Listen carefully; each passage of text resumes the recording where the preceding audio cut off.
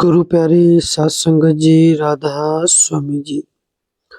यह सत्संग खासकर उन लोगों के लिए है जो अध्यात्म के रास्ते पर चल रहे हैं या जो इस रास्ते पर चलना चाहते हैं।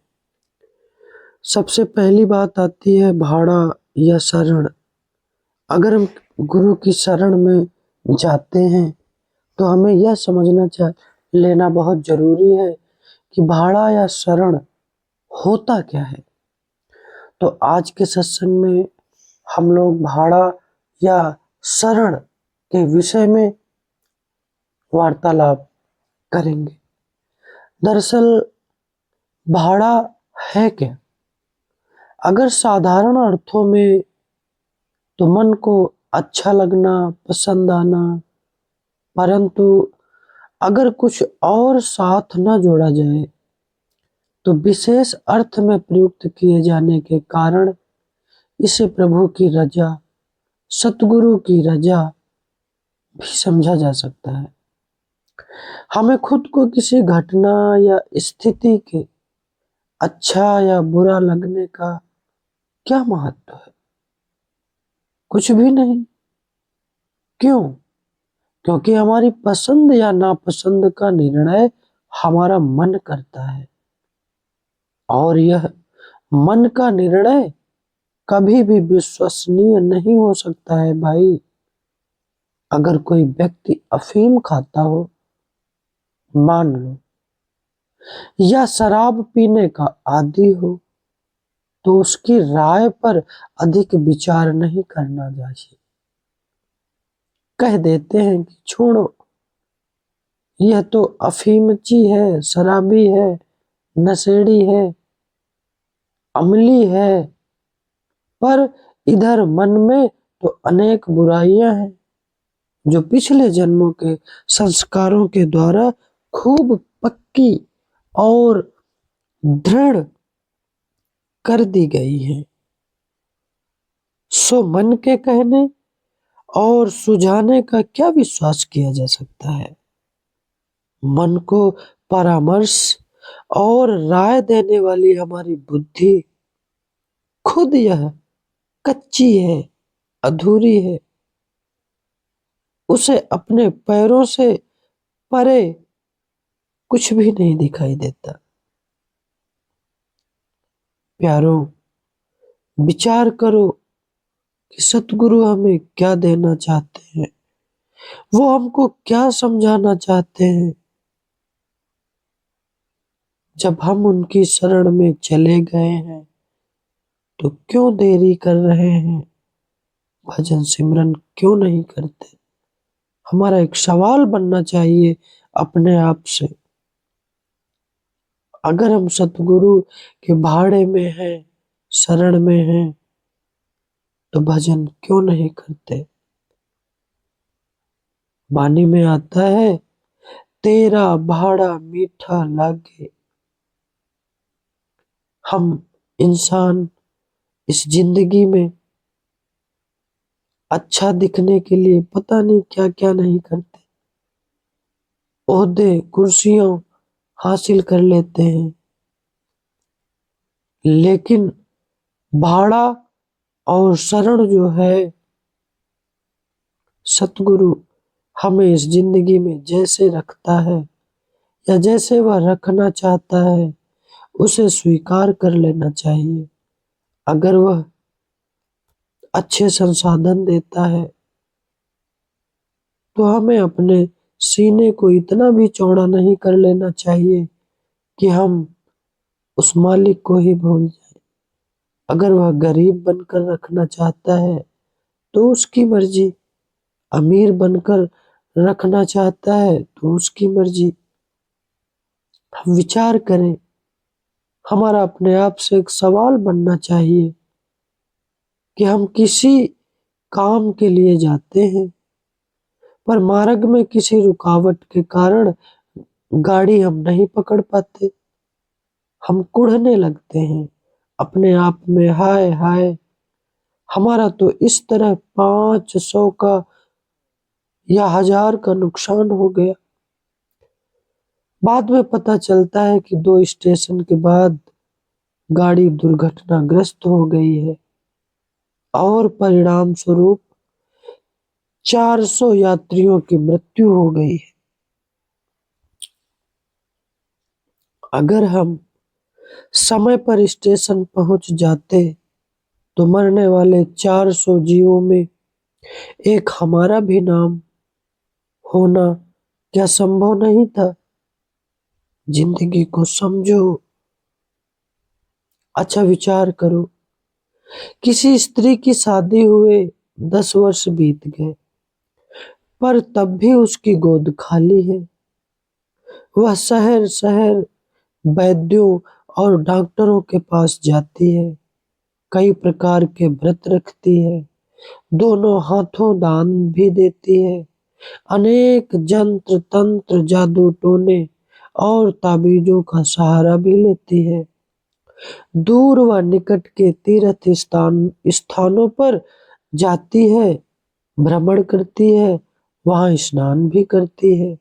अंत में जब वह समझती है कि उसकी कोशिशों ने उसकी आशा को फल लगा दिया, तब ऐसे बच्चे का जन्म होता है जो ज्योति से हीन है, या हाथ पैर से किसी प्रकार अपाहिज है, या आधा पागल, या स्वभाव का दुष्ट, निरा कसाई, और वह उम्र भर के लिए दुख और विपत्ति का कारण बन जाता है। फिर वह दुहाई देती है कि हे राम, तूने यह क्या किया?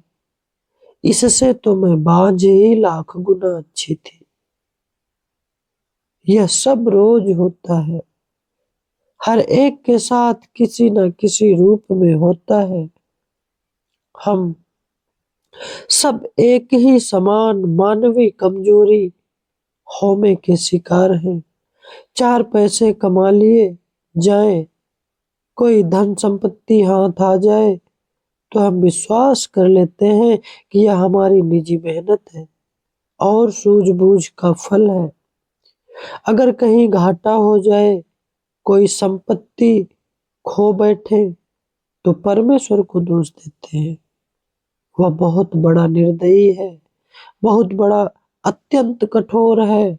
इस प्रसंग में बाबा कबीर साहिब के बोल हैं, सपै देख न हरखिए, विपत्ति देख न रोई, जिस सपै त्यों विपत्ति है, विधि ने रचिया सो होई।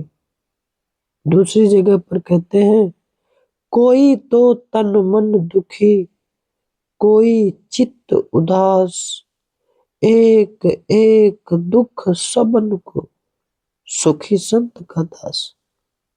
कभी हमने विचार किया है, सोचते हैं कि जिस इंसान के पास पैसा बहुत ज्यादा है वह बहुत ज्यादा सुखी होगा? ऐसा नहीं है भाई। जिसके पास ज्यादा है पैसा, उसके पास जाकर उससे पूछे कि क्या तुम सुखी हो, वह जवाब देगा जी नहीं। डॉक्टर के पास जाते हैं, नींद की गोलियां लेते हैं, तब नींद आती है। विचार करें, हमें ना धन दौलत मिलने पर इतना फूलना चाहिए, न मुसीबत आने पर हाय हाय करके विलाप करना चाहिए, क्योंकि जो कुछ होता है हर तरह से परमेश्वर का किया हुआ होता है और परमेश्वर मनमानी नहीं करता। यह जान लेना परम आवश्यक है कि संसार में विचर रहा प्रत्येक जीव अपना प्रारब्ध भोगता है और वह प्रारब्ध उसने अपने कर्मों से खुद बनाया है। कर्मों का लेखा करने वाला परम चेतन कंप्यूटर किसी कीमत पर भी नहीं बिकता।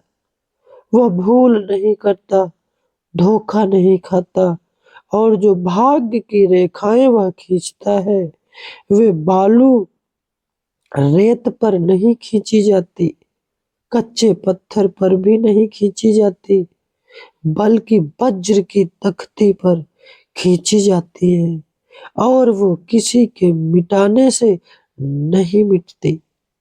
सुबुद्धिमानी का तगाजा यही है कि उन रेखाओं को ठीक मानकर भोग लिया जाए। यानी कहने का तात्पर्य यह है कि मालिक जिस तरीके से इस जिंदगी में हमें रखता है, हमें उसी तरीके से इस जिंदगी में रहना चाहिए। मालिक दुख देता है, तेरा भाड़ा, सुख देता है, तेरा भाड़ा, आंधी तूफान देता है, तेरा भाड़ा। हमें उसके भाड़े में अपनी जिंदगी को काटना है। अच्छा, इस जिंदगी में हम मान लेते हैं कि जो सतगुरु ने दिया है उसको स्वीकार कर ले, परंतु यह हर किसी से नहीं होता है। बहुत से लोग उन रेखाओं से टक्कर लेना पसंद करते हैं और व्यर्थ ही में लहूलुहान हो जाते हैं। आज तक कोई पिंजरा किसी पक्षी के छटपटाने पर नहीं टूटा। अगर टूटा हो तो कमेंट के जरिए जरूर बताने की कृपालता करें जी। गुरु अमरदास जी ने भाड़े में राजी रहने का उपदेश बड़े ही संक्षेप और बड़े सुंदर शब्दों में दिया है। आप जी कहते हैं, आप करे किस आखे कोई, आखड़ जाइए जे भूला हुई। जो कुछ उस प्रभु के किए जाने पर बीत रहा है, अगर तुमको पसंद ना हो तो उसका परमेश्वर के सिवाय किसी और से शिकायत करने का कोई लाभ नहीं होगा। किसी और के हस्तक्षेप से कुछ नहीं संवारा जाएगा। क्यों नहीं संवारा जाएगा? क्योंकि वह परमेश्वर खुद करनहार है और परमेश्वर से कुछ कहना इसलिए अनावश्यक है कि वह पहले ही सब कुछ जानता है। वह कुछ भूला नहीं है। उसने अनजाने में कोई गलती नहीं की। जानते बूझते हुए जो किया है उसे वह क्यों बदलेगा? फिर सब कुछ उसी पर क्यों ना छोड़ दिया जाए? अच्छा, मान ले हमारे खेत में फसल लगाई गई, मालिक ने बारिश कर दी, तो क्या हम बारिश को रोक सकते हैं? या हम घर से किसी दुकान या हाट या बाजार के लिए निकले, रास्ते में बारिश हो गई, तो क्या हम बारिश को रोक सकते हैं? नहीं रोक सकते। लेकिन एक काम तो कर सकते हैं, खेत में भरे हुए पानी को बाहर निकाल सकते हैं।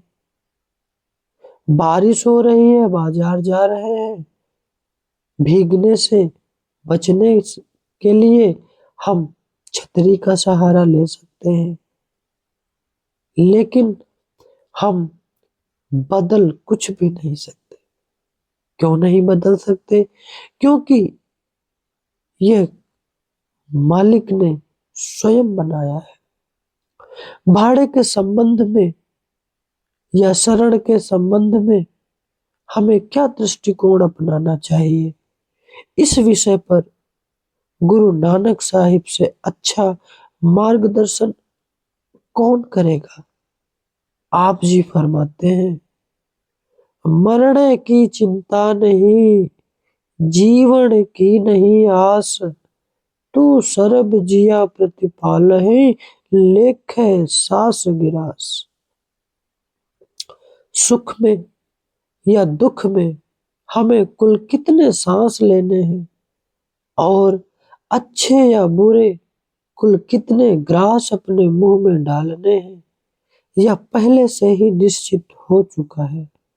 इस प्रकार के सब मूल या आवश्यक फैसले किसी अयोग्य या अनाड़ी ने नहीं लिए, बल्कि स्वयं उस कर्ता पुरुष करतार ने किए हैं, जो संपूर्ण सृष्टि को जन्म देकर उसका पालन कर रहा है। वह हमारा शत्रु नहीं है, पराया भी नहीं है। वो तो सृजनकार है, हमारा पिता है। भला फिर हम इस विषय में चिंता क्यों करें? इसको एक कहानी के माध्यम से समझा जा सकता है। एक पिता और एक पुत्र होता है। पुत्र किसी कारणवश पिता से दूर चला जाता है और उसका पिता एक बहुत बड़ा राजा होता है। फिर बच्चा जब बिछड़ जाता है तो किसी दूसरे के यहाँ बड़ा होता है। बड़ा होने के बाद उसको पता चलता है कि मैं तो राजा का पुत्र हूँ। फिर वह राजा से अपना हक मानता है, हक मांगता है। तो हमें भी विचार करना चाहिए कि हम तो उस परमपिता परमात्मा की संतान हैं। हम कहाँ कौड़ी कौड़ी यूं में अपने जीवन को यूं ही गवा रहे हैं।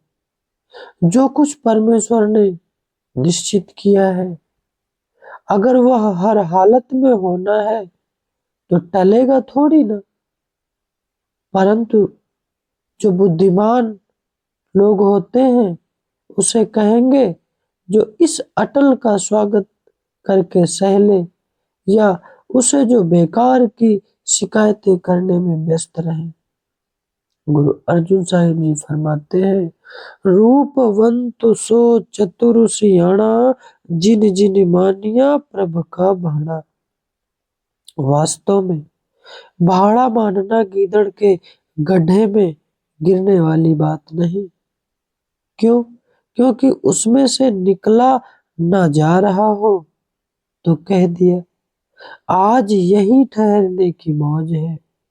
यह तो प्रेमी का अपने कर्ता प्रीतम में संपूर्ण विश्वास प्रकटाना है।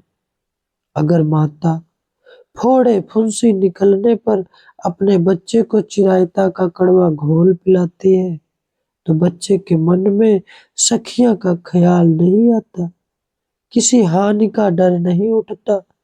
क्यों नहीं उठता? क्योंकि उसको पता है कि माँ हमार हमारी किसी भी तरह से हानि नहीं कर सकती, हमको हानि नहीं पहुंचा सकती और हमें किसी हानि का डर भी नहीं उठता।